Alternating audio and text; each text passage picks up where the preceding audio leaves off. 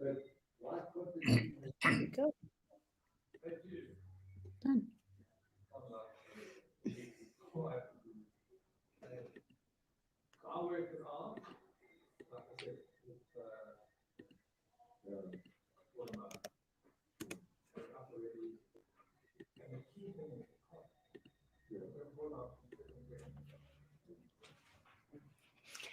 I'm welcoming Anthony Hamilton Russell to my Carrie's Corner platform today. And hi, thanks so much for making time to join us on the Biz News Carrie's Corner platform. It's great to see you, Carrie, and a real pleasure. I know that it's early in the morning. You are much better at all this technology than I have been. I've got a sound engineer and I still can't get it right. I hate it. I can't stand it. So just for everybody else, we're on YouTube and we are doing a podcast and we're going to go out on FMR this evening. So we're doing too many things at once, which is probably why the studio bombs out. And I tell you why I wanted to catch up with you. I'm busy doing a few things, not a few, a lot of profiles on the entire Cape wine industry. Because I do think that at a time in the world where we are all questioning so many things, not least of which history, which I do think it's a bit of a daft thing to try and question history or change it, because we can't change it, but we can learn from it. And I think that we're in an era probably precipitated by COVID, where everybody's feeling frustrated. The world has been put on hold. A lot of us are in limbo, and a lot of people are looking, particularly in South Africa, and saying, I've got this miserable blooming life, and look at this fantastically wealthy, successful, previously advantaged situation down in the Western Cape, which is the Cape wine industry. And to a large extent, they would be right in many things. We know that.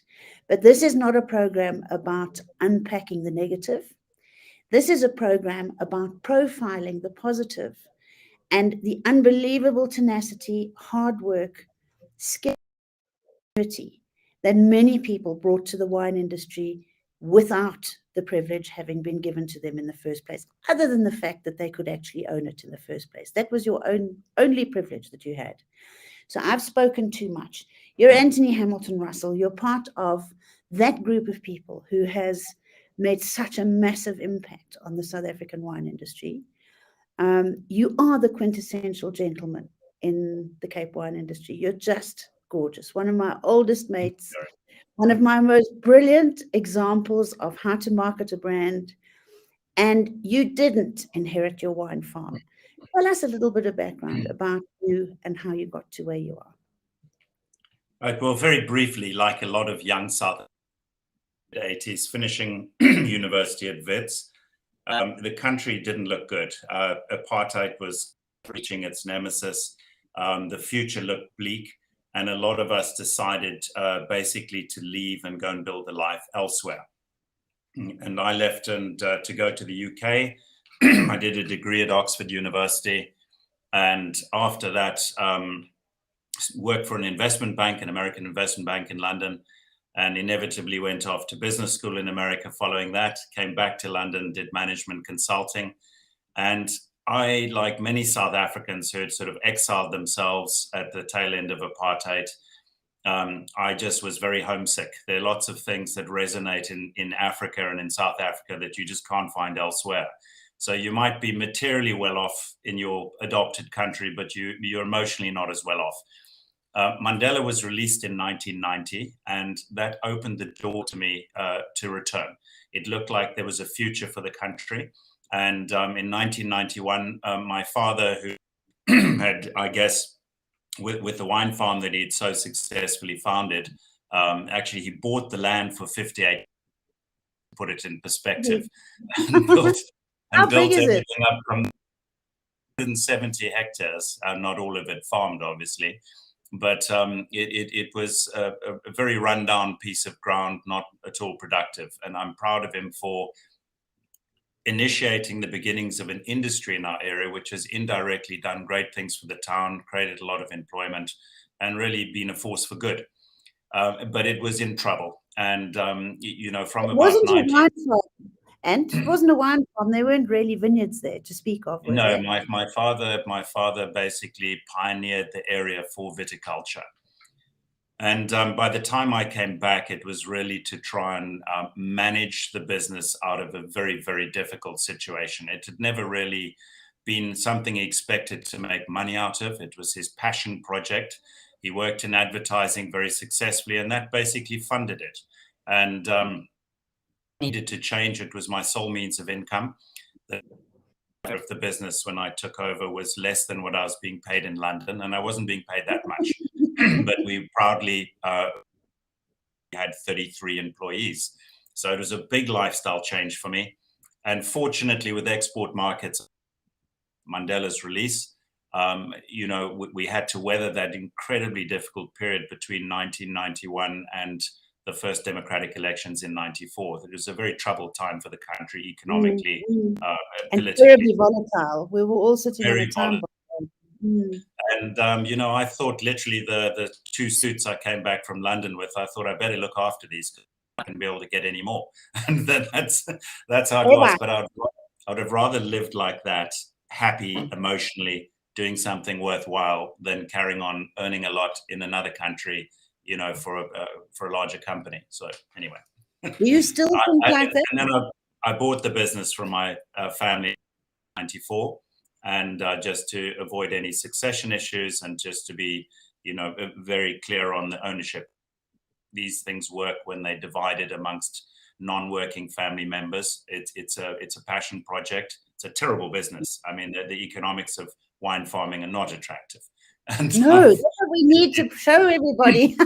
You're not going to get becoming a wine farmer. So anyway, that's how I got here. And, if it hadn't been for my father starting that passion project, it wouldn't have crossed my mind to do it.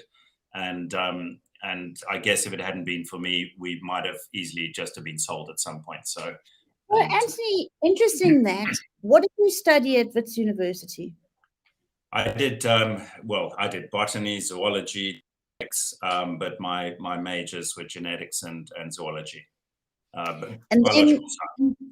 So that must have pointed you in the direction. I mean, I'm just trying to find out how you found this pattern in the soil. There was everything else you did nothing pointing me. I think, just because I did do management consulting for a while for a strategic consulting firm, Bain & Company. And, we were all young, fresh out of business school with MBAs, admittedly good MBAs.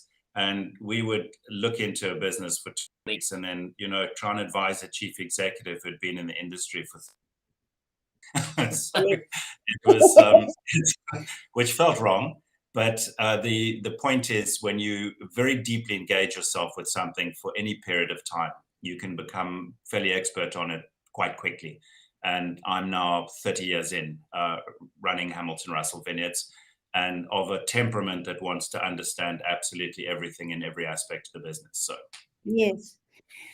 If anybody listening or watching has been to Hamilton Russell, it has to be one of the most beautiful farms.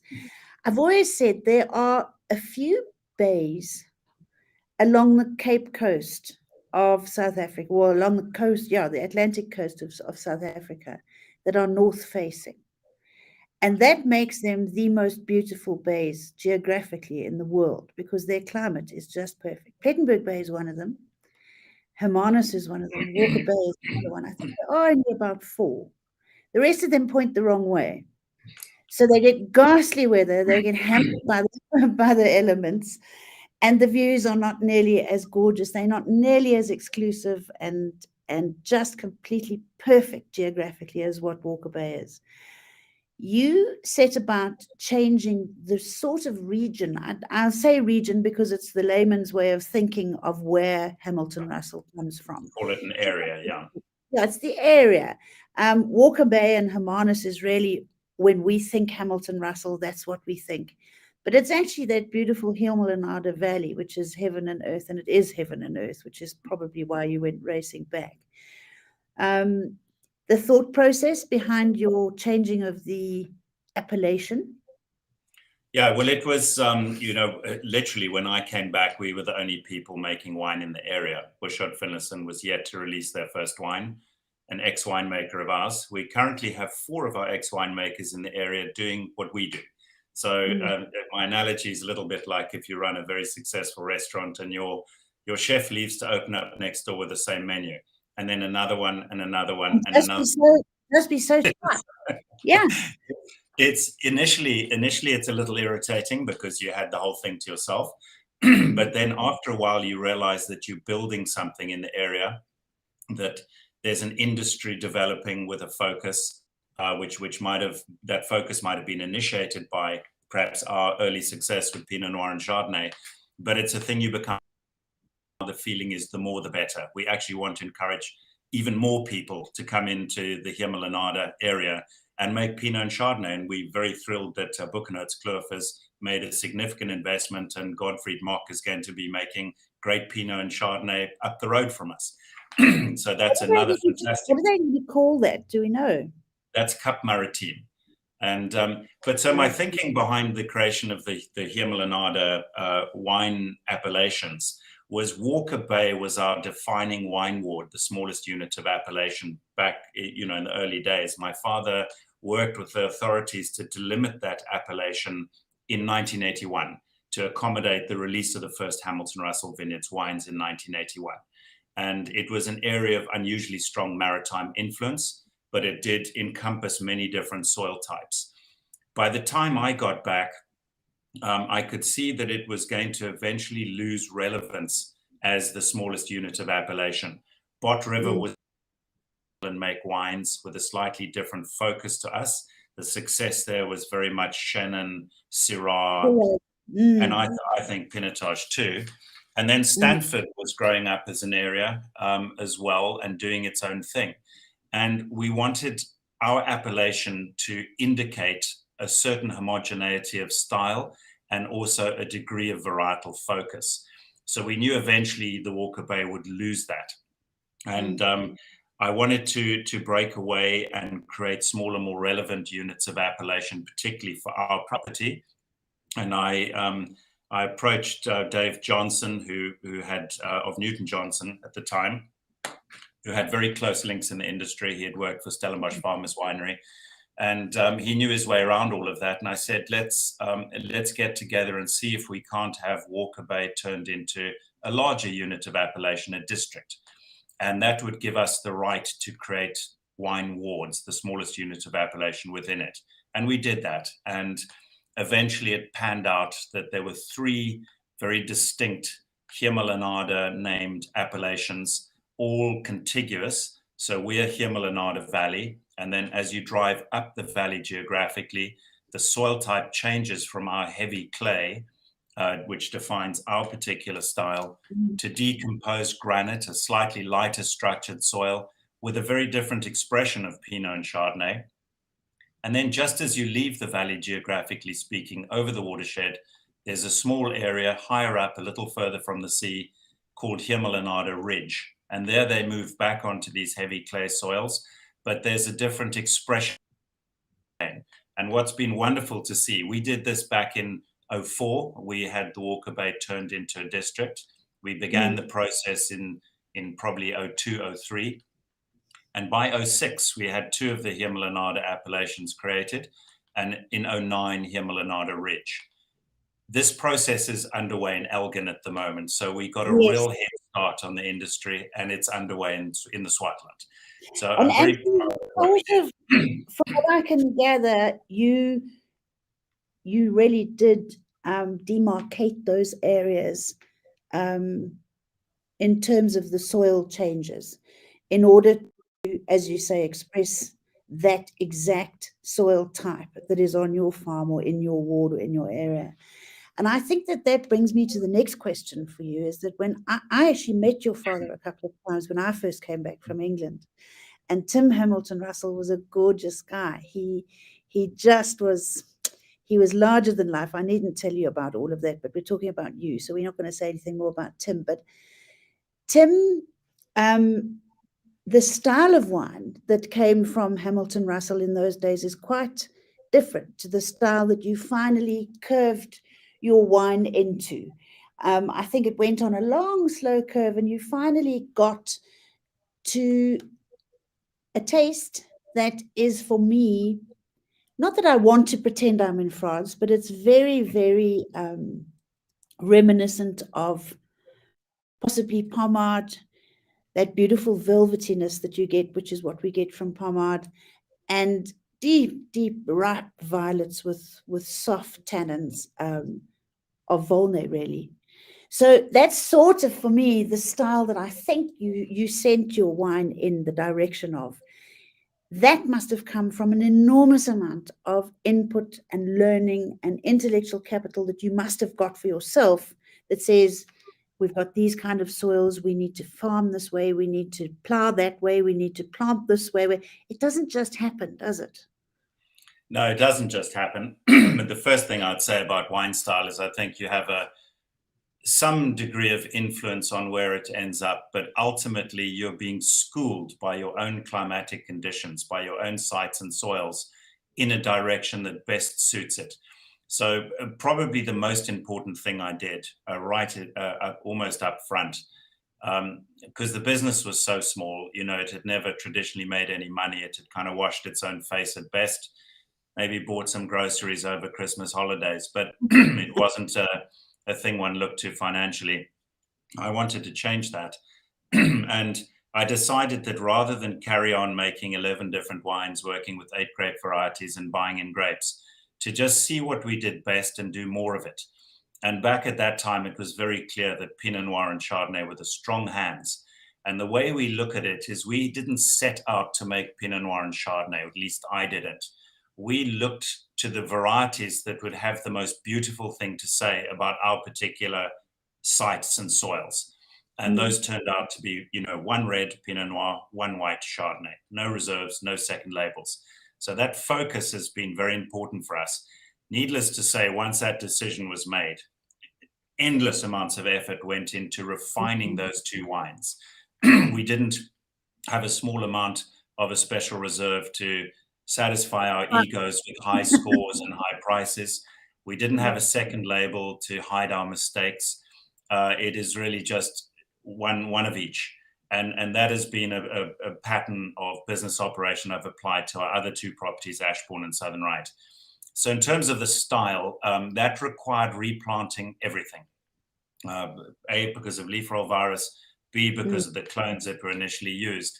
And so in my 30 years now, we've replanted by equivalent hectares the farm 1.65 times over.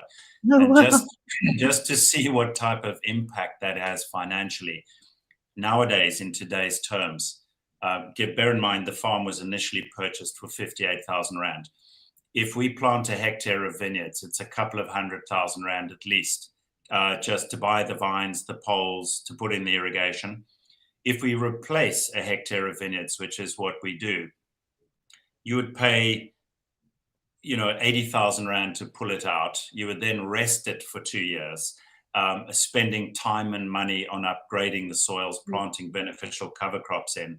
At the end of those 2 years, then you would spend your 250,000 Rand to plant the vines. Then you'd wait 4 years or 3 years if you're lucky for the first small crop. Then you would spend money making that wine, and then you'd release it. So it's a 7-year turnaround with massive amounts of investment in a country with actually fairly high real interest rates.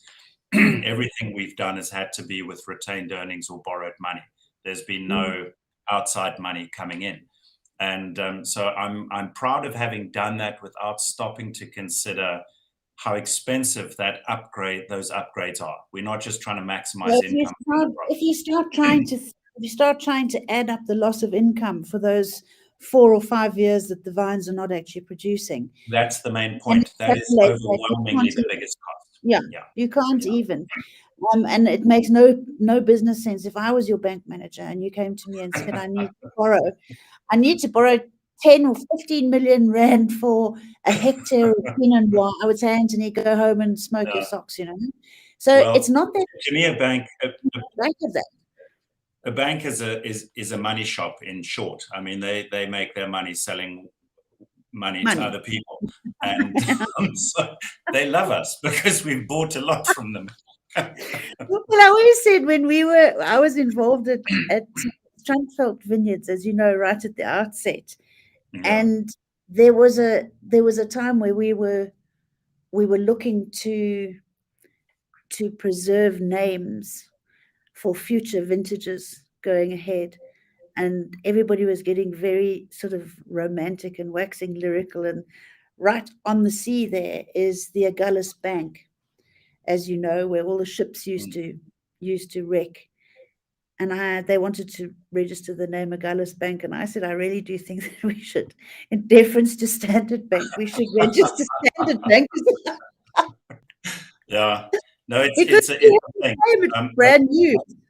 I think most of my peers in the industry have some degree of investment that is not bank debt, either from a wealthy family business or outside passive investors putting. So there's no pressure on cash flow by having to pay that interest back regularly. Yeah. We've avoided that, luckily, and Goodness. I know we've made banks a lot of money. We've always paid them back. There's always been enough equity as land value grown and risen, and our value has grown and risen. Have to worry too much. And I think the one good thing about our banking system is they are incredibly cautious. I think they're that much less likely to overlend than banks in other countries, and that's Well, I think we helped were us. the only people who didn't crash in that big bank crash a few little while ago. South Africa was fine. Thank goodness. Well, just on that point, because a lot of people have asked us how COVID has hit us with the shutdown on sales of alcohol in this country. And it's been much easier to weather this particular storm than it was the post-2008 period. Because Really during interesting. COVID, we basically had fantastic exchange rates for our exports. We had lowish interest rates, and the banks were still on certain terms willing to loan. After 2008, by about 2011, the exchange rate was terrible, 6.5 to the dollar versus 14.8 or something to the dollar. So we made half as much exporting than usual. Interest rates went up, and the banks And nobody really lending anything. Yeah, the banks were didn't very want to lend money. So that was far harder to weather than this period, when really, if we're not allowed to sell wine locally, no one's stopping us exporting. And also, we used to deferred income. They didn't actually come and take our wine away from us. We still had it. So all they were saying is, you can't sell it today, but maybe you can sell it later. Whereas poor restaurants, you can sell it anywhere else, but just not here. Yes. Poor restaurants, if you can't sell a table, that's gone forever. It's not like you've got it stored at the back to sell, So we really feel for the hospitality industry and many in the wine industry, but I think at least no one was confiscating our product. We still kept our wine. That brings me to the next question that you need to elaborate and not necessarily give all your secrets away, because I think in your dotage, you can possibly run a course on wine marketing and advertising 101, and you'll probably make billions, more than you ever did out of wine farming. But for many, many years, and I travel overseas, we can't at the moment, but I travel overseas a lot, and I'm always so heartened. Any restaurant that I walk into, there is always a bottle of Hamilton Russell on the wine list somewhere. You have done, not only at home, but in America, in the UK, Europe. I haven't been to Australia, but you have done the most amazing job, Anthony, of getting this Hamilton Russell brand out there, and not only just getting it out there as any old brand. It's not your common or garden barter tuffy. Do you know what I mean? It is a beautifully handcrafted product that carries, if we had such a thing in South Africa, it would have a royal warrant. It would be Her Majesty's royal wine. I'm sure it would be. So you've managed to do this entire marketing and selling exercise around the globe on a limited, what's the word I'm looking for? I've had COVID. Well, I've got this COVID. No, but probably budget. We don't really have a budget. I've got this COVID brain. I keep on remembering the first letter of every word. On a limited yield, I mean, you don't buy in grapes for your Hamilton Russell label. No. So I have just done what you've done now. Take take somebody who's gone and bought themselves the equivalent rand piece of land in the Western Cape, and they have nothing and nobody and no real clue as to how to do it. They are going to try and market a brand. They're going to try and get a name up and running that they can go into a restaurant and say, I want you to buy a few hundred cases of this Hamilton Russell, please. How do they do Well, that? it's, how long do you have? That's years and years. But in short, the quickest thing you have to get to is what your site and soil allows you to do really, really well. Too many people before exports opened up tried to be something for everyone. You had to segment a market vertically. You had to make things at different price points, different styles, and people tended to make something that people wanted rather than something that they were particularly good at doing. And it meant these fragmented ranges. No one fully understood what that person stood for. And we made the decision to rather be a producer for the world and do only what we did best. So we segmented the world horizontally rather than a small local market vertically. And getting to that situation of really fully understanding the merits of your wine. A lot of people that own wine farms, look to platter scores, they look to trophy awards to decide whether the wines are good. If you're relying on third parties to tell you if you're hitting the mark or not, you're in trouble. You need to have your own palate. And I think where Hamilton Russell resonated, it was uncannily classically styled. It confused with red and white Burgundy, but not nearly as expensive. And that helped. And people completely understood our simple message. One Pinot Noir, one Chardonnay, classic style. And it was like reason. They knew exactly where the grapes were coming from. They knew the people behind it. It had some degree of integrity all the way through. Now, if you go through 5 or 6 of your top South African wine producers mentally, you'll realize that it's hard just in one quick sentence to describe what they stand for. You have to be able to do that. And we're about... I think you really are one of the few who has successfully made your name synonymous with 2 single grape varieties. I don't know of anybody else. And, to try and tie my whole story back for any of my young people who I really, I'm so desperately trying to help and get young people excited in the wine industry in a way that we all were when we entered it. Stupid, but excited. Sometimes innovation and 21st century is not always the best way to go. And I am a Tyrannosaurus Rex, and I openly admit to being one and a Luddite or whatever. But sometimes this so-called innovation, if you unpack it, it's exactly what Europe was doing hundreds of years ago with their wines, weren't they? Yes. I mean, I often think the best innovation is often a return to the past. Yes. And the way I view ourselves is look at me, I look like an old, codger. We love tradition. I absolutely love that about wine. That's the mystical and the spiritual side of it to me. I get very put off by too much technology and screw caps and modern, clean, this and that. However, I describe us as modern traditionalists. I was visiting a producer in Barolo, Franco Marcelino, who I respect enormously. Yes. And using modern attitudes and ideas and technology, he returned to the traditional way of doing things and made wines of great purity and beauty. And I would say that that's our approach. We don't hesitate to use science and technology, but not to force the grapes to be anything other than their truest self. And a lot of our techniques are as old as the hills.